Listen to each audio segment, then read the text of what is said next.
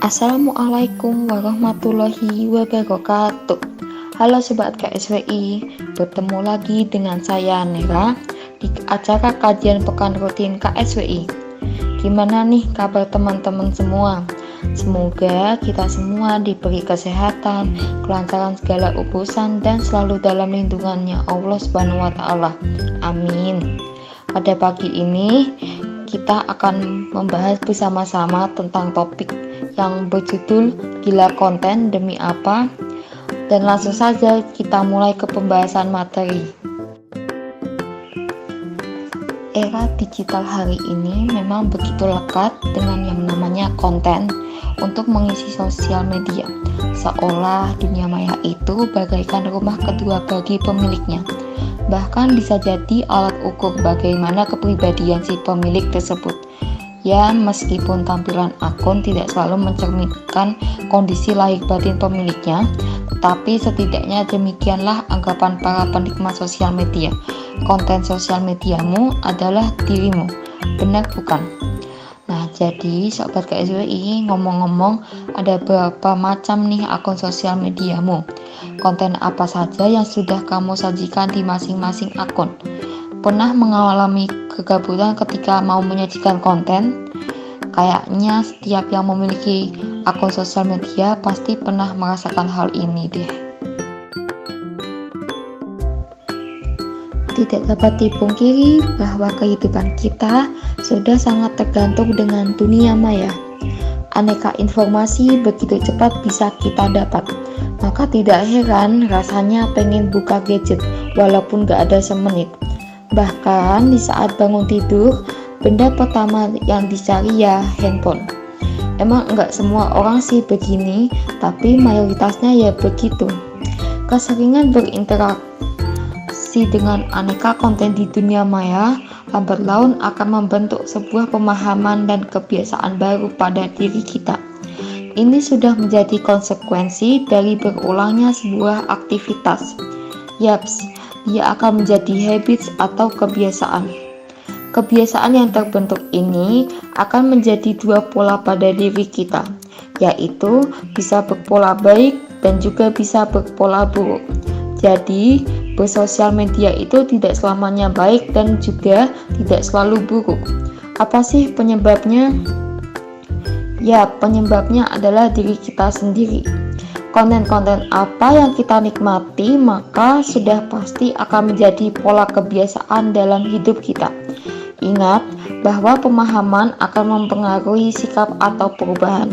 Terinstalnya pemahaman itu sendiri adalah dengan memasukkan aneka informasi baik melalui bacaan, visual, ataupun audio visual. Intinya, apapun yang selalu kita dengar, baca, dan lihat, semuanya memiliki kontribusi besar dalam membentuk pemahaman dan perbuatan kita. Sampai di sini sudah tergambarkan bagaimana peran dunia maya dalam membentuk kebiasaan hidup kita. Nah, para sahabat KSWI yang perlu kamu ketahui, dengan peringkat 10 besar negara yang kecanduan sosial media, rakyat Indonesia memang sangat mungkin terkontaminasi dengan konten-konten yang disajikan di dunia maya. Sekali lagi, bisa jadi membawa kebaikan dan bisa jadi pula membawa keburukan. Sebab, sosial media itu memiliki dua sisi mata pisau. Sebenarnya itu tidak akan bernilai jika kita tidak menyentuhnya. Itu dapat menjadi baik atau buruk adalah setelah kita menyentuhnya dan memanfaatkannya. Mau kita pakai untuk apa dua sisi mata pisau ini? Di sisi baik, bisa kita gunakan untuk mempertajam kebiasaan baik dalam diri kita, sehingga kebaikan demi kebaikan silih berganti menghiasi. Sedangkan di sisi buruk, bisa juga kita gunakan untuk melukai diri sendiri, bahkan juga orang lain yang mengakibatkan kebinasaan. Semua kendali benar-benar ada di tangan kita. Allah Subhanahu wa taala menciptakan manusia di dunia ini adalah untuk menjadi pemimpin. Wabil khusus sebagai muslim, maka amanah kepemimpinan itu begitu lekat pada diri kita. Ya, setiap kita adalah pemimpin, minimal pemimpin bagi diri sendiri. Dan harus diingat bahwa setiap kita akan dimintai pertanggungjawaban atas apa yang kita pimpin. Perhatikan hadis ini. Setiap kalian adalah pemimpin, dan setiap kalian akan dimintai pertanggungjawabannya. Seorang laki-laki adalah pemimpin atas keluarganya dan dia akan dimintai pertanggungjawabannya. Seorang wanita adalah pemimpin atas rumah suaminya dan ia pun akan dimintai pertanggungjawabannya. Seorang budak juga pemimpin atas harta tuannya dan ia juga akan dimintai pertanggungjawabannya. Sungguh setiap kalian adalah pemimpin dan setiap kalian akan dimintai pertanggungjawabannya. Hadis sahih riwayat Al-Bukhari. Nah, semakin jelas ya bagaimana posisi kita dalam pandangan Islam. Sebagai orang yang berakal dan juga beriman, semestinya kita menduduki posisi yang mulia ini, yakni di mana dunia ada dalam genggaman tangan kita. Dunia takluk dalam kendali kita. Kitalah yang memimpin dunia dengan iman dan takwa, baik di dunia nyata ataupun di dunia maya. Semestinya tidak ada kejadian pada diri kita yang terperdaya diperbudak oleh sosial media. Sebaliknya, semestinya kita berperan sebagai sang pengendali, bukan terkendali. Secara fitrah, kita pasti bisa mengontrol semua kondisi yang kita kuasai, semisal terkait penggunaan sosial media. Konten apa yang mau kita stalking dan pantengin, bahkan konten apa yang mau kita tayangin, semua ada dalam kendali kita sendiri. Nah, Sobat KSWI, menurut kamu apa itu konten? Pasti kamu yang sebagai pengguna media sosial tahu kan? Nah, kalau tahu, apa yang kamu ketahui tentang konten? Konten, hal itu tentu sangat penting bagi penduduk dunia maya, terutama bagi penggiat sosial media. Keberadaan konten bagaikan aliran darah dalam tubuh yang menentukan mati dan hidupnya. Iya atau iya nih? Sepenting itukah keberadaan konten dalam sebuah akun? Bahkan sampai gila-gilaan menciptakan konten pun bahkan dijabani. Tapi sebenarnya konten itu demi apa dan untuk apa? Tidak bisa dipungkiri kalau setiap angka followers, likes, viewers, atau subscribe di sebuah akun itu sangat diperhitungkan. Apakah sekedar untuk eksistensi si pemilik akun, ataukah untuk mendongkrak pundi-pundi rupiah darinya? Intinya, ujung dari diciptakannya konten yang seru mungkin itu adalah demi materi dunia, demi pengakuan, demi pujian, demi pundi-pundi penghasilan, hingga demi popularitas. Benar bukan? Demikianlah era kapitalisme yang selalu menggiring setiap manusia. Hanya materi dan materi yang dijejali. Alhasil, banyak yang gila karena konten, hilang akal bahkan nuraninya demi memperjuangkan sebuah konten. Jumlah like dan komen jadi buruan.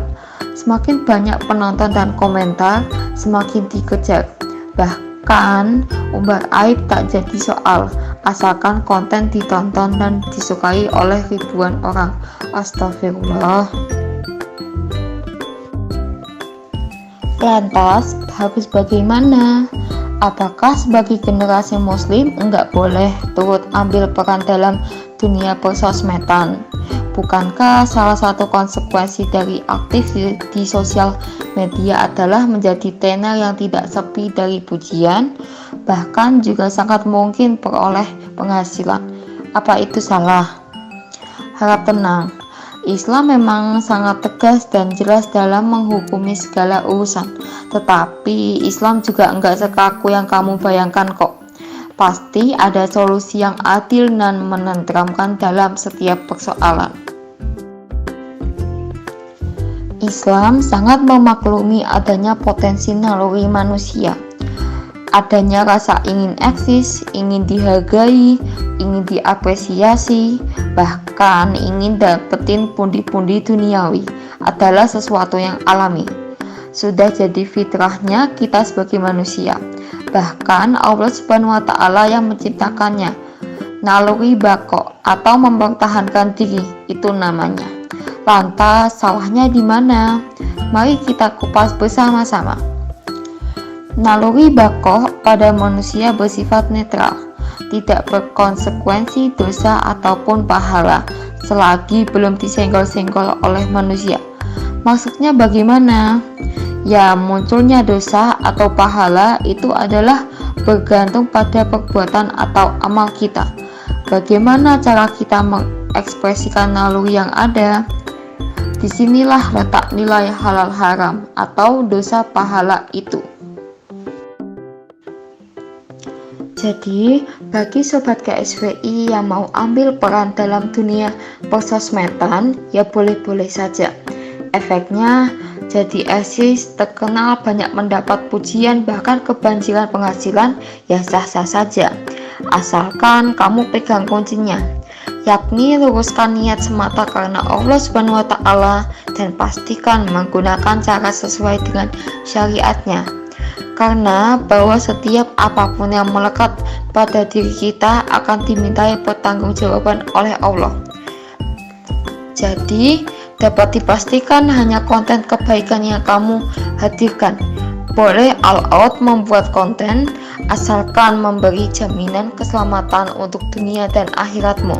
Bukan sekedar eksis dan berpenghasilan jutaan, tetapi juga mesti meluaskan kebermanfaatan. Dan tiada yang kebermanfaatan yang lebih baik kecuali sesuatu yang dikorbankan di jalan-jalan yang Allah Subhanahu wa Ta'ala ridhoi. Jalan dakwah fisabilillah, Masya Allah. So, bolehkah gila konten?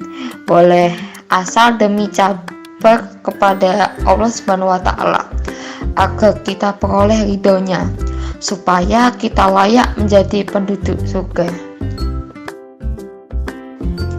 Demikian materi yang dapat saya sampaikan di pekanan KSWI ini dengan berjudul Gila Konten Demi Apa. Dengan ilmu-ilmu yang didapat hari ini, semoga kita semua senantiasa istiqomah menuju ketaatan pada Allah Subhanahu wa Ta'ala. Amin. Kurang lebihnya saya mohon maaf. Segala kesalahan dan hilaf datangnya dari saya, dan segala yang benar datangnya dari Allah Subhanahu wa Ta'ala. Terima kasih untuk teman-teman sobat KSWI yang telah mengikuti kajian pekanan dari awal sampai akhir. Saya pamit undur diri. Wassalamualaikum warahmatullahi wabarakatuh.